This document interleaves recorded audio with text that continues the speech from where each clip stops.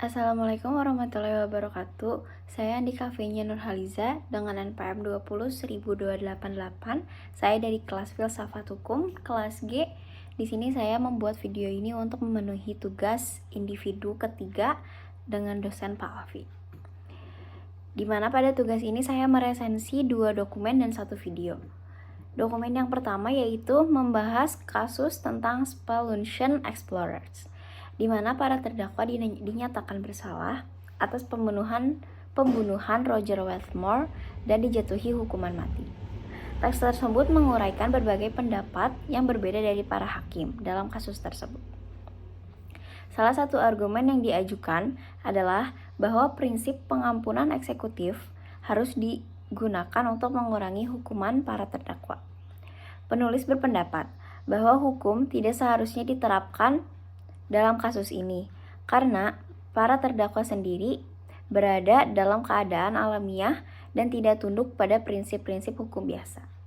Penulis juga berpendapat bahwa tindakan para terdakwa dilakukan sesuai dengan kesepakatan di antara mereka, yang seharusnya dianggap sebagai piagam pemerintahan baru. Teks tersebut membahas pertanyaan mengapa tindakan para terdakwa dianggap salah ketika masyarakat seringkali mengorbankan nyawa manusia untuk berbagai proyek. Penulis juga berpendapat bahwa undang-undang yang melarang membunuh orang lain tidak berlaku dalam kasus pembelaan diri, sehingga para terdakwa seharusnya dianggap tidak bersalah. Namun, ada juga hakim yang tidak setuju dengan argumen ini dan menganggapnya bertentangan dan tidak logis. Selain itu, ada juga perdebatan mengenai interpretasi undang-undang pidana dan tujuan legislasi pidana. Ada hakim yang berpendapat bahwa undang-undang tidak dapat mencegah para terdakwa saling membunuh. Sementara hakim lainnya berpendapat bahwa undang-undang harus diterapkan tanpa pandangan pribadi.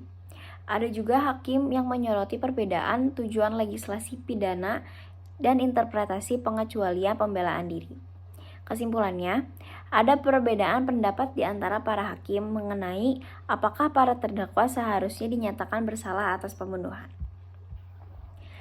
Yang kedua, mengenai dokumen majalah Komisi Yudisial yang berbicara mengenai rekrutmen calon hakim agung yang harus selaras dengan prinsip internasional, yaitu fair reflection of society, di mana proses seleksi dan standar seleksi hukum harus menjamin persamaan, keadilan, dan keberagaman. Sistem rekrutmen harus menjamin tegaknya prinsip independensi kekuasaan kehakiman, menghormati prinsip demokrasi, menjaga prinsip check and balance agar tidak terjadi konsentrasi kekuasaan pada satu organ negara. Selain itu, calon hakim agung pun perlu memiliki kecakapan yang mumpuni menjadi hakim agung yang berkualitas. Adanya hakim non-karir merupakan penyeimbang bagi hakim karir. Dengan 8 orang calon hakim, hanya membutuhkan 1 orang calon hakim non-karir yang memiliki keahlian hukum sendiri, yaitu perpajakan, untuk mengisi kebutuhan Kamar Tata Usaha Negara atau TUN. Sistem kamar sendiri sudah diberlakukan pada putusan MA nomor 142/KMA/SK/9/2011, di mana penempatan hakim agung dalam sebuah kamar didasarkan pada keahlian mereka.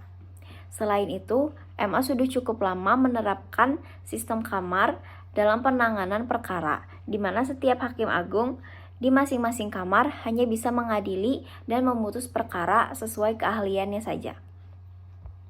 Hakim agung yang berasal dari jalur non-karir dinilai masih sangat dibutuhkan.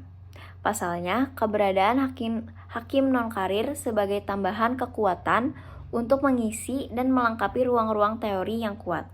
Keberadaan hakim agung non-karir sangat dibutuhkan keberadaannya sebagai penyeimbang dalam memutus ribuan perkara.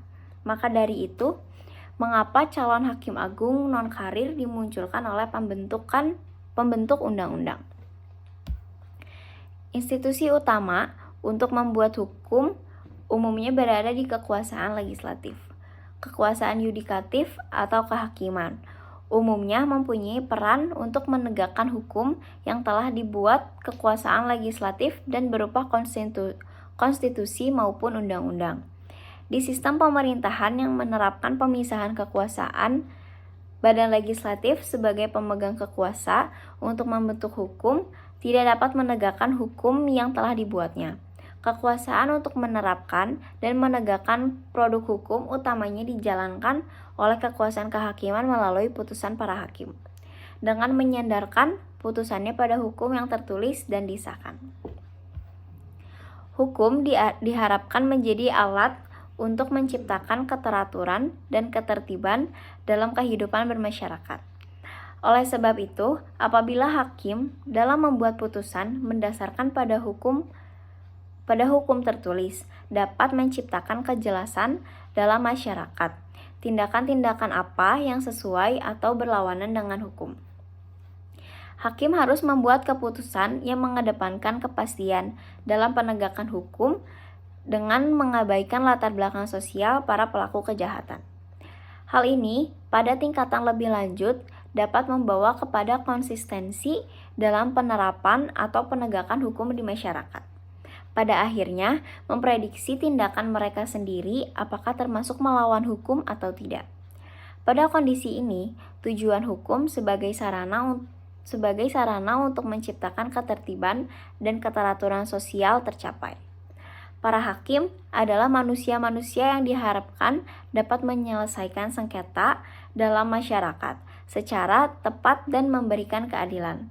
Hakim bukan pihak yang diharapkan melulu memberikan hakim bukan merupakan pihak yang diharapkan untuk selalu memberikan hukuman yang kaku sebagaimana disebutkan dalam suatu hukum tertulis. Putusan hakim dapat menghasilkan implikasi serius bagi para pihak yang berperkara di pengadilan, dan putusan hakim memiliki dampak sosial bagi masyarakat. Kemudian, bagaimana pendapat dari Chief Justice Trupeni terkait kasus tersebut? Ketua Hakim Trupeni berpendapat tentang kasus penjelajah speluntion tidak disebutkan secara eksplisit dalam teks yang diberikan. Namun, dapat disimpulkan bahwa ia mendukung penegakan hukuman dan hukuman para terdakwa. Hal ini terlihat dari putusan akhir Mahkamah Agung yang menguatkan putusan bersalah dan memerintahkan eksekusi terhadap para terdakwa. Kemudian, bagaimana pendapat dari Justice Foster terkait kasus tersebut? Pendapat Hakim Foster untuk kasus penjelajah speluntion adalah bahwa para terdakwa harus dibebaskan. Dia berpendapat bahwa tindakan para terdakwa dibenarkan berdasarkan doktrin kebutuhan, karena mereka dihadapkan pada situasi ekstrim, di mana kelangsungan hidup mereka bergantung pada pembunuhan salah satu dari mereka. Foster percaya bahwa undang-undang harus cukup fleksibel untuk mengakomodasikan keadaan luar biasa tersebut, dan bahwa pengadilan tidak boleh terikat oleh prinsip-prinsip hukum yang kaku dalam kasus ini. Kemudian, bagaimana pendapat dari Justice Tating terkait kasus tersebut? Pendapat Hakim Tating tentang kasus penjelajah speluntion adalah bahwa terdakwa harus dihukum dan dijatuhi hukuman mati.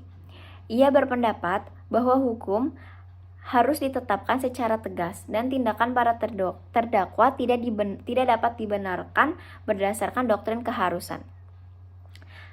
Tatim percaya bahwa peran badan legislatif bukan pengadilan adalah membuat pengecualian terhadap kasus dalam kasus seperti ini. Kemudian, bagaimana pendapat dari Justice Kin terkait kasus tersebut?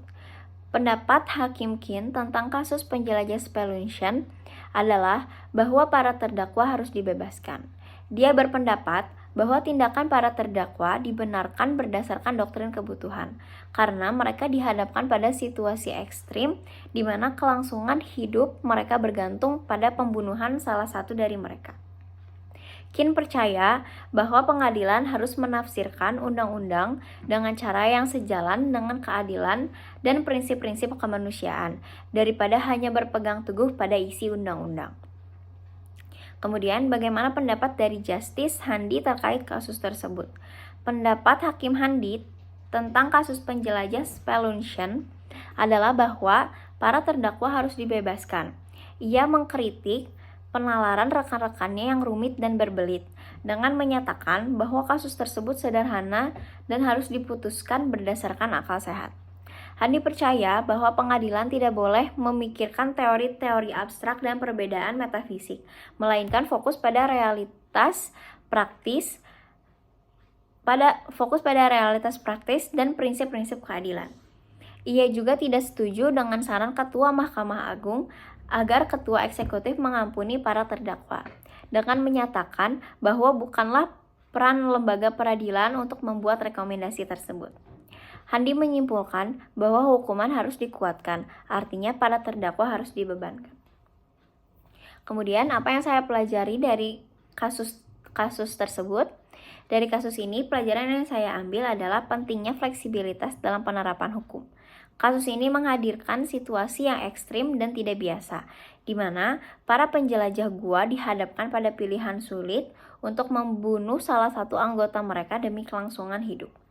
Beberapa hakim dalam kasus ini berpendapat bahwa hukum harus diterapkan secara ketat dan tidak ada pengecualian. Sementara yang lain berpendapat bahwa hukum harus dapat menyesuaikan diri dengan keadaan yang luar biasa seperti ini. Pembelajaran ini mengingatkan kita bahwa dalam beberapa kasus, penerapan hukum yang kaku dan tanpa pengecualian mungkin tidak adil atau tidak sesuai dengan keadilan. Oleh karena itu, penting bagi sistem hukum untuk mempertimbangkan konsep dan prinsip-prinsip kemanusiaan dalam pengambilan keputusan hukum dalam suatu kasus. Sekian yang dapat saya ambil dalam kasus tersebut. Wassalamualaikum warahmatullahi wabarakatuh.